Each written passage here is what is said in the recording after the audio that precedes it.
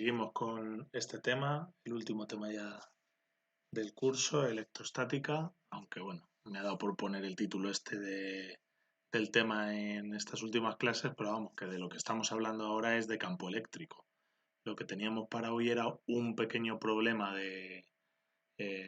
para hacer vosotros en casa, que es lo que vamos a hacer hoy, corregirlo, para volver a tener otro ejemplo más de cómo se resuelven este tipo de problemas, ir paso a paso, ya que esto es lo último complicado que nos vamos a encontrar. Todavía queda ver algo más, pero lo complicado termina con esto. Entonces, bueno, pues habíamos dado la vuelta al problema de ayer y lo habíamos dejado planteado tal y como tenéis ahora mismo en pantalla. Una carga de 4 microcoulombios, a la derecha 80 centímetros la negativa de -3 y nos pedían el campo 60 centímetros por encima ahora de la negativa. Básicamente lo único que hemos hecho ha sido cambiar de sitio las dos cargas, pero mantener el punto donde queríamos calcular el campo eléctrico. Entonces, bueno, pues como siempre en estos problemas, el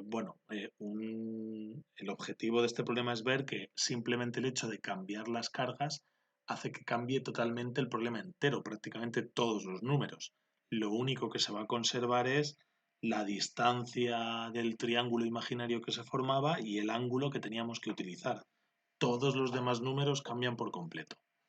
Entonces, bueno, lo primero, hacer el dibujo.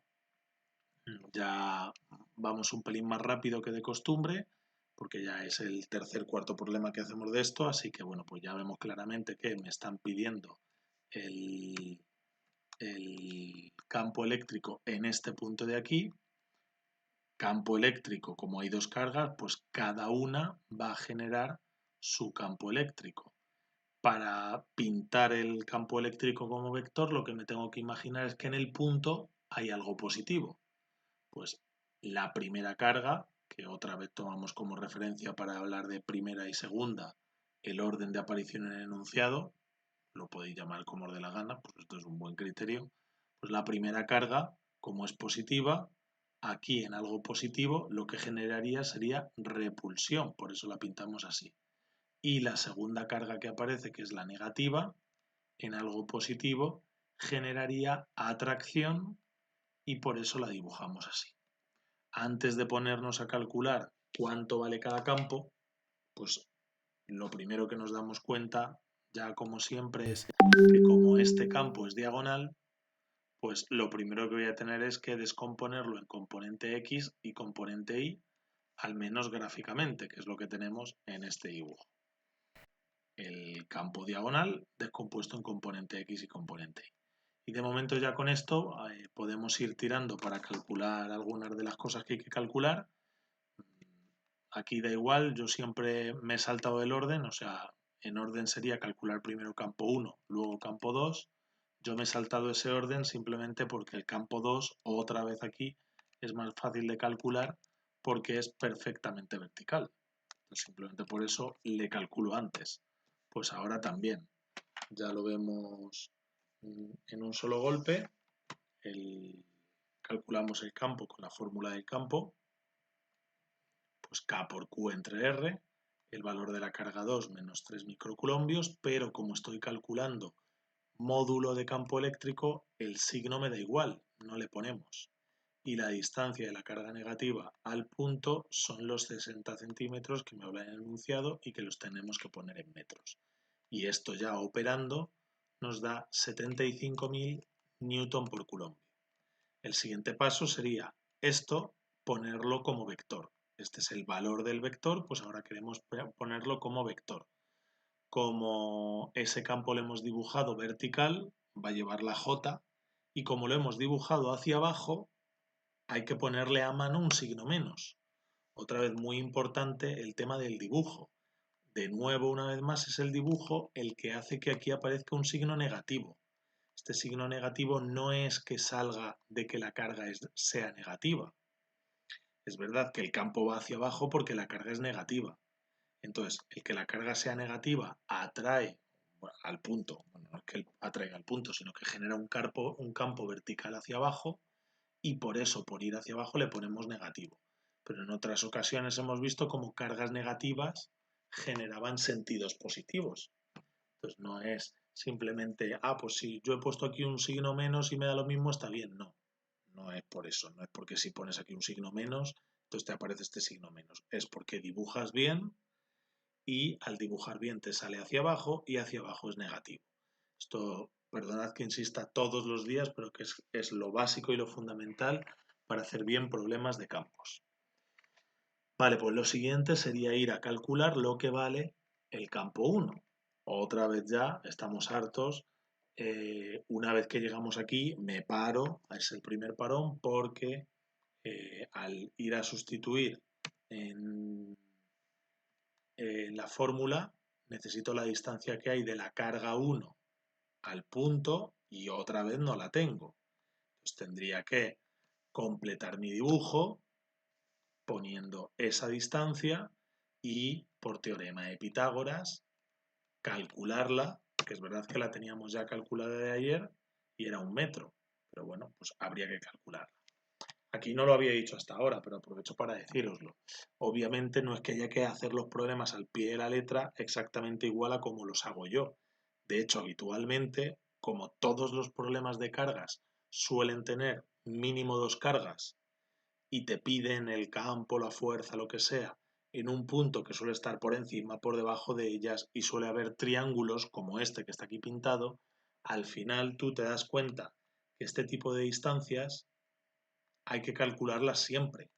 Y entonces, lo normal es no esperar a que salga la R para entonces pintarla y calcularla, sino desde el principio, pues ya hacer el dibujo tal que así, poniendo la R y calculando la distancia desde el principio. Esto al final, cuando llevas 4 o 5 problemas, pues te cansas de tener que llegar aquí y parar y decir, pintas las 2 cargas, pintas el punto y ya calculas esto directamente porque sabes que tarde o temprano te va a tocar calcularlo. Lo mismo con el ángulo, que aunque nosotros lo sigamos haciendo en el orden que lo hemos hecho estos 2 días, pero el ángulo pues también ahora mismo ya le podríamos calcular si quisiéramos o le podríamos tener calculado desde el principio. Bueno, pues ya podemos calcular el valor del campo, sustituimos valores y nos da 36.000 newton por coulomb. Eso sería lo que vale, que se nos ha borrado, lo que vale el campo 1, que es este de aquí. Ya no nos aparece aquí E1, pero esto es lo que vale el campo 1. Ahora, como es diagonal, lo tengo que descomponer en componente X y componente Y. ¿Cómo se descompone cualquier vector? Pues con su descomposición vectorial típica ya que llevamos aplicando un montón de tiempo desde que hemos empezado física. Vector por coseno, la componente X, vector por seno, la componente Y. Seno y coseno ¿de qué ángulo? Pues del ángulo que forma el vector con el eje X, que otra vez aquí no hay manera humana de calcularle, pero afortunadamente gracias a la geometría resulta que este ángulo es el mismo que este y por la definición de la tangente pues puedo sacarle tangente de alfa, cateto opuesto, entre cateto contiguo. Sí, ya lo tenemos de ayer y obviamente nos da lo mismo, 36,86. Estos son, lo que os decía, los dos únicos números que se repiten del problema de ayer al problema de hoy. Todo lo demás que aparece, lo podéis ir comprobando, son números nuevos. Simplemente por haber cambiado de sitio las 2 cargas. Bueno, pues ahora que tenemos claro el ángulo que hay que utilizar, que vuelvo a repetir, le podríais haber calculado desde el principio y al llegar aquí, en vez de pararnos, pues hubiéramos continuado usando el ángulo, pues ahora ya sí que le usamos 36.000 por coseno de 36 grados, 36.000 por seno de 36 grados. Esto nos da 28.000 y pico para la componente X, 21.000 y pico para la componente Y, pero muy importante, tengo que escribirlo en forma vectorial, igual que el otro campo. Para escribirlo en forma vectorial, igual que aquí miramos el dibujo para poner el signo menos, pues ahora tenemos que mirar el dibujo para poner los signos correspondientes. Da la casualidad de que en esta configuración de problema la componente X sale a la derecha, la componente Y sale hacia arriba, derecha y arriba en matemáticas es positivo, pues este vector tiene sus dos componentes positivas. Bueno, pues ha quedado así por las dos componentes positivas. Ayer fijaos que como la carga positiva estaba aquí y la carga negativa estaba aquí, las dos componentes descompuestas me habían quedado negativas. Bueno, pues por eso es tan importante mirar el dibujo. Bueno, pues una vez que tenemos escrito en forma vectorial el campo 1 y el campo 2, pues tenemos que sumarlos para calcular el campo total, que es la suma del campo 1 y el campo 2. Sumar el campo 1 y el campo 2 no es más que poner esto y esto, uno a continuación del otro, y sumar is con is, que solo hay una, y jotas con jotas. De forma que veis rapidísimo cómo el campo total, además lo he puesto recuadrado para que, como estamos llenando de datos la pantalla, para que quede claro cuál es el campo total, pues me queda componente y la única que había, y la componente x negativa menos 53.000 y pico. ¿Vale? Fijaos cómo ayer ni siquiera quedaba así el campo, porque la componente y había quedado negativa ayer y la componente x había quedado, perdón, la componente x había quedado negativa y la componente y había quedado positiva, creo recordar. Ayer, pues hoy justo al contrario. Y bueno, no obstante, también nos puede interesar calcular el valor del campo y el ángulo, como siempre. Y también podemos compararlo con valor y ángulo de ayer. Ya lo calculamos las dos cosas directamente. El valor son 60.000 y pico newton por coulombio. Ayer creo que nos había dado 85.000, 86.000. Y el ángulo también ha cambiado. 61 grados y ayer nos daba 75. Por tanto, fijaos cómo no tiene absolutamente nada que ver el cambiar el sitio de las cargas. Aquí, bueno, lo hemos dicho ya muchísimas veces, pero por si acaso lo repito. Cuando sacamos ángulos, pues los signos del vector me dan igual, porque este ángulo, pues si mantengo el signo, lo único que hará será que salga igual, pero en negativo, menos 61 grados. Hoy no lo he pintado, pero este campo total, pues en el fondo sería poner el vector campo 2 aquí, el vector campo 1 aquí, y donde se cruzaran, pues pintar una flecha más o menos así, en esta dirección. Ese sería el campo total, y esos menos 61 grados, pues serían este ángulo que forma con el eje X. ¿Vale? Bien, ¿termina aquí la clase? No, aunque vamos un poquito más rápido, todavía queda...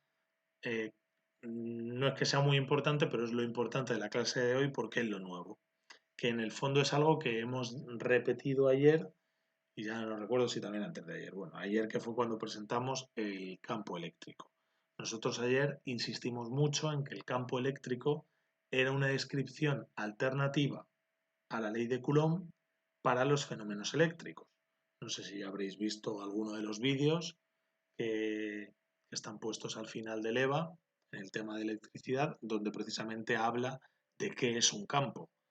Bueno, pues son dos descripciones alternativas, una mediante el vector campo eléctrico y otra mediante fuerzas. Alternativo en este caso significa equivalente, sirven para describir lo mismo y tienen que estar relacionadas entre sí. De hecho, ayer nosotros dijimos, lo único que simplemente con palabras, que cuando una carga pasa por un punto, pues la carga va a experimentar una fuerza debido al campo que está experimentando, este campo de aquí, y esa fuerza que experimentaría obviamente tendrá que ser acorde con la ley de Coulomb. Por tanto, tiene que haber una relación entre este vector campo eléctrico y el vector fuerza de Coulomb. ¿Cuál es esa relación? Pues esa relación es facilísima. Aparece ahí, la pongo en blanco con el fondo azul para ponerla igual que el resto de fórmulas que han ido apareciendo. Simplemente la fuerza eléctrica que experimentaría una carga que pusiéramos aquí, pues es multiplicar lo que vale esa carga por el campo eléctrico que hay en este punto. Por eso al final, aunque hay problema, aunque podría haber problemas de ley de Coulomb y problemas de campo eléctrico, y de hecho nosotros cuando hicimos la ley de Coulomb, lo primero que hicimos fue un problema de ejemplo aplicando la ley de Coulomb, parecido a estos, pero con más numeritos porque había dos cargas. En realidad esos dos problemas se reducen a uno, porque la mayoría de la gente le pidan campo total, como pedían en el problema de hoy, o me pidan fuerza total en una carga, pues lo que hace es calcular el campo y si entonces me piden fuerza, multiplico este campo por la tercera carga o la cuarta o la última carga, en la carga en la que me están pidiendo la fuerza, y me sale directamente la fuerza. De hecho, por eso hemos dejado este hueco en blanco aquí, imaginaos que ahora yo aquí planto una carga de menos 5 microcoulombios. Menos 5. ¿Qué fuerza eléctrica experimentaría una carga de menos 5 microcoulombios que pongo yo aquí debido a la de 4 y debido a la de menos 3? Pues claro, si no supiéramos esto, si no supiéramos que fuerza y campo están relacionados, pues tendría que repetir todo un problema como este, pero con ley de Coulomb, incluso un pelín más complicado porque, repito, utilizar ley de Coulomb implica que aquí, en los numeradores de mis potencias con números grandes o pequeños, según se vea, tengo que meter una potencia más. Entonces siempre se complican los cálculos y es más fácil liarse. Además hay más subíndices. Entonces es más fácil liarse calcular si calculo fuerzas. Entonces podría tener que repetir todo o simplemente, como ya tengo el campo aquí, pues puedo coger este campo, ponerle aquí y multiplicarle por la carga. Vuelvo a repetir, lo que estaría planteando es qué fuerza experimenta una carga de menos 5 microcoulombios si la pongo en este punto. Pues cojo menos 5 microcoulombios, menos 5 por 10 a la menos 6, ahí sí que hay que poner el signo de la carga, importante, porque esto es una expresión vectorial directa, por tanto este número lleva su signo, no es un valor numérico, no es módulo, la carga hay que sustituirla en esta expresión con su signo y la multiplico por este vector. Fijaos que me cabe en ese huequecito en blanco. Aquí abajo ya hemos puesto, la cuenta. Carga de menos 5 microcoulombios por el vector campo eléctrico. Esto de aquí es lo mismo que esto de aquí. ¿Y cuánto da? Pues da menos 0,144i más 0,267j. Esa sería la fuerza eléctrica. Fijaos lo que tardamos en hacer un problema de ley de Coulomb el otro día, la clase entera prácticamente, y ahora mismo acabamos de hacer uno idéntico simplemente con una multiplicación. Es verdad que esta afirmación lleva truco porque para hacer esta multiplicación pues hemos tenido que sacar esto y sacar esto implica hacer todo el problema que acabamos de hacer. Pero es verdad que es un pelín más sencillo hacer los problemas por campo eléctrico y luego multiplicar a hacer los problemas por ley de Coulomb. Entonces, normalmente la gente suele preferir calcular campo eléctrico. Aún así, y solo en esta clase, vamos a demostrar, por si alguien no se fía, que realmente esta fórmula funciona. ¿Y cómo lo vamos a demostrar? Pues en la diapositiva siguiente, aunque sea de golpe, veremos cómo hubiéramos calculado esa fuerza si lo hubiéramos hecho por ley de Coulomb, que nos tendrá que dar obviamente este resultado. ¿Vale? Pues lo calculamos.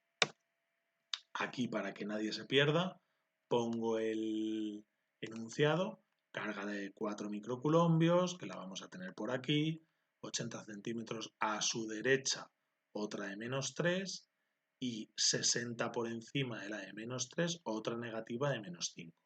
Aquí ya no voy a ir paso a paso, sino que voy a mostrar de golpe toda la resolución. Entonces, aunque sea, claro, fijaos la diferencia entre verlo todo de golpe, que uno se pierde, a ir pasito a pasito resolviendo. Pero aún así vamos a detectar las partes más importantes del problema. Lo primero es que carga de 4, carga de menos 3 y me piden la fuerza en la carga de 5 negativo que está sobre la otra negativa.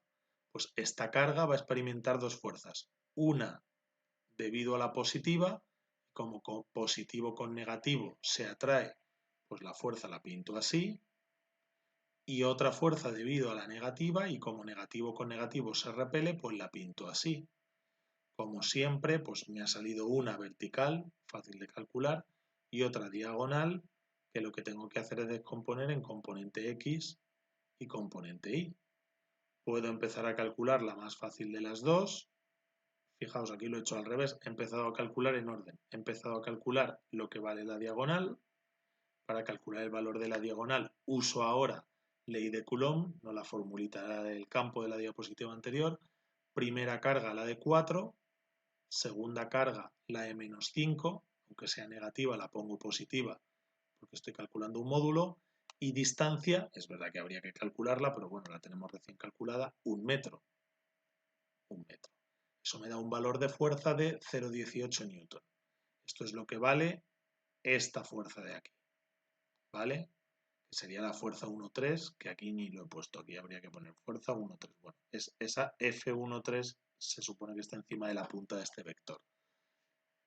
Vale, pues esa fuerza, por ser diagonal, hay que descomponerla en componente X, componente Y, los tenemos aquí, la componente X con el coseno, la componente Y con el seno, el ángulo ya le tenemos calculado de antes, son los 36 grados, pues la componente X me da 0,144 y la componente Y 0,107, y mirando el dibujo veo que la componente X va hacia la izquierda, por tanto negativa, y la componente Y va hacia abajo, por tanto negativa también. Pues ya tengo el primer vector, en este caso he empezado calculando el más difícil. Ahora vamos a calcular el segundo vector, el que me había quedado perfectamente vertical, que aquí lo llamaríamos 2,3 porque es la fuerza que genera la segunda carga en la tercera carga. Bueno, ya sabéis que otro de los problemas de la ley de Coulomb es que nos perdemos con tanto subíndice. Bueno, pues calculamos con ley de Coulomb, segunda carga menos 3 microcoulombios, pero como estoy calculando un módulo la pongo en positivo, tercera carga menos 5, idem, la pongo en positivo, y distancia de la segunda a la tercera, los 60 centímetros, puestos en metro. Esto nos da 0,375 newton, este vector es totalmente vertical, por tanto componente J, y como ha salido hacia arriba, positivo. ¿Cómo es la fuerza total? Pues ahora ya que he calculado todos los vectores, puedo calcular la fuerza total sumando vectorialmente ambos vectores, is con is, no hay ninguna otra i, por tanto la i queda menos 144, j con j, aquí sí hay dos j, esta y esta, que al sumarlas nos queda 0,268j. Fijaos, aquí es curioso, porque si comparamos este resultado con el que acabamos de obtener en la expresión anterior, pues cuadra perfectamente. Hay una diferencia de un decimal en la tercera, en la milésima de aquí, y este da clavado, ¿vale? Fijaos, digo que es curioso porque no me he molestado en calcular el módulo ni aquí ni aquí. Aquí no he calculado el módulo. ¿Por qué? Pues porque obviamente el módulo va a coincidir si el vector es el mismo. Pero fijaos que sí me he molestado en calcular el ángulo. Y diréis, hombre, pues pasará lo mismo, el ángulo será el mismo. Claro, sí, pero aquí me he molestado en calcularlo porque este ángulo le estoy sacando a partir de las componentes de la fuerza y da 61,75 grados. Igual que antes, esto ni siquiera está pintado. Esto sería, pues, el ángulo que forma un vector resultante, una fuerza resultante que vendría, pues, en esta dirección. Esto de aquí. Componente X negativo, como veis, componente Y positivo, pues sería el ángulo que forma un vector que pintáramos aquí, fuerza total, y sería este ángulo de aquí, 63 grados, o 61 grados, perdón. Vale, pero ¿con qué puedo comparar este ángulo? ¿O con qué comparo en el ejercicio anterior que veo que es lo mismo? Pues lo comparo con este ángulo de aquí que teníamos en esta esquinita, que da 61,66, el mismo ángulo. 61,66, 61,75, ahí nada, 9 centésimas de diferencia. En un ángulo pues es por los decimales.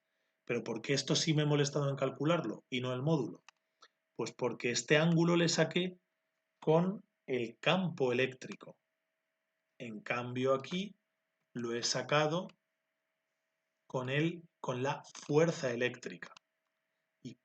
¿Y cómo es que coinciden? Si una cosa es el ángulo de la fuerza y otra cosa es el ángulo del campo. Pues muy sencillo, porque precisamente esta fórmula que acabamos de poner aquí nos está diciendo otra cosa muy curiosa, que es que fuerza y campo tienen misma dirección y sentido. Porque lo único que hago es, bueno, el sentido podría cambiar, pero tienen la misma dirección. Porque lo único que hago es multiplicarlo por un número. Pues cuando un vector lo multiplico por un número, no puedo cambiar su dirección, ¿vale? Por eso, una conclusión teórica importante de esa expresión es que fuerza eléctrica y campo eléctrico tienen la misma dirección.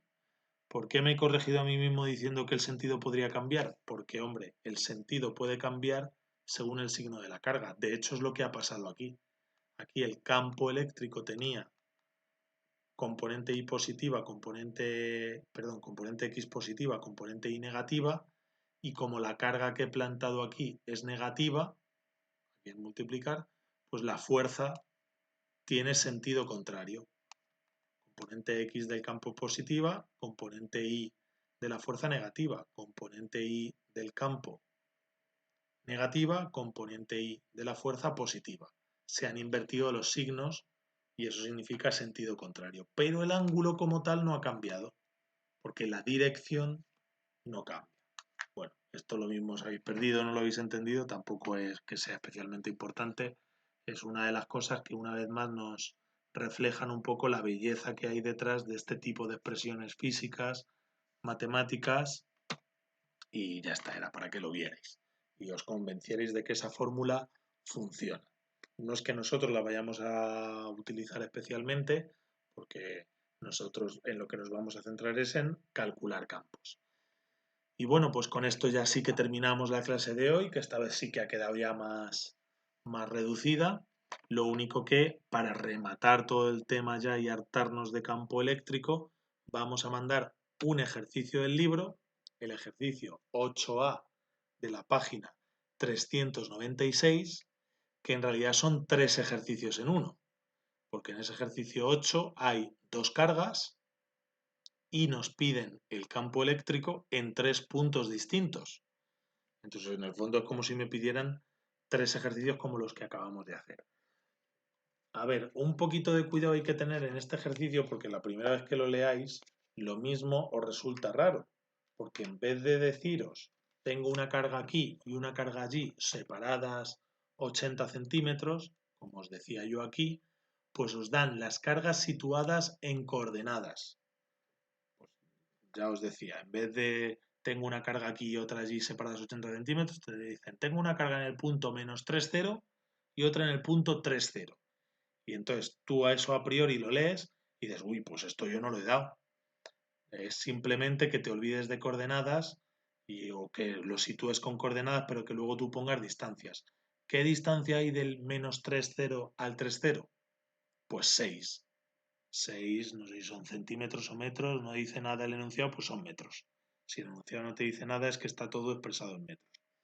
Entonces, cuando tú pones tu carga en el punto menos 3,0 y pones la otra en el punto 3,0, pues verás que la distancia de una a la otra es 6 metros. Entonces, olvídate de las coordenadas, nada más que utilízalas para pintar las cargas, pero céntrate en decir, vale, ¿qué distancia hay de carga a carga? Igual con los puntos, porque los puntos te los dan con coordenadas. El primer punto es el 0,4, el segundo es el 0,0 y el último punto es el 0 menos 4. Pues olvídate de tanto punto, de tanta coordenada y simplemente trata de representar distancia que hay de cada carga al punto y quédate con eso. Y así podréis resolver estos 3 problemas en uno. De los 3 puntos, uno es especialmente fácil porque pilla en medio de las cargas, entonces no hay nada que descomponer. Son un par de cuentas y sumar-restar, que es el 0,0. Los otros dos sí que pillan teniendo que descomponer uno o dos vectores uno de ellos o los dos vectores del campo que aparecen. ¿Vale? Bueno, pues además, esto que son 3 en 1, como tenemos el hueco del miércoles ahí entre medias, pues podemos dedicarle un poquito más de tiempo. Ya el jueves presentaremos el último, corregiremos esto y si nos da tiempo presentaremos el último contenido, que es el del potencial eléctrico, y si no, pues lo presentaremos el viernes, es bastante más sencillo. Para la semana que viene, el lunes remataremos esto del potencial y el martes haremos el último repaso, igual abriré algún ejercicio de repaso como siempre, y el miércoles tenemos la entrega de ejercicios que haremos como la otra vez. Claro, alguno puede pensar, los miércoles no hay clase. Bueno, nos da igual. Yo he cogido el día 13 porque viendo el calendario de entregas, exámenes y pruebas que teníais de primero de bachillerato, el 13 estaba libre. Entonces lo único que haremos es que el jueves 14 no habrá clase y ya está. Y el viernes 15 pues remataremos con lo que sea. ¿Vale? También os digo que ya he colgado los criterios de calificación de la tercera en el foro avisos y los criterios de calificación final, en donde he avisado además que os iba a colgar un documento a los que tenéis que recuperar la primera o la segunda, que ya le tendréis colgado, si estáis viendo esto, pues ya estará colgado, porque estoy dándole los últimos retoques, estuve el día de ayer preparándolo con ejercicios un poco de repaso, etcétera, para que tengáis muy claro lo que tenéis que preparar los que tenéis algo suspenso y que en estos días también pues me podéis preguntar dudas de ello y pues probablemente cuando estéis escuchando este vídeo o viendo este vídeo ya estará subido también ese documento. ¿Vale? Pues en principio nada más por hoy. Cualquier duda, cualquier cosa me vais diciendo y nada más chicos. Un saludo a todos y nos vemos el jueves.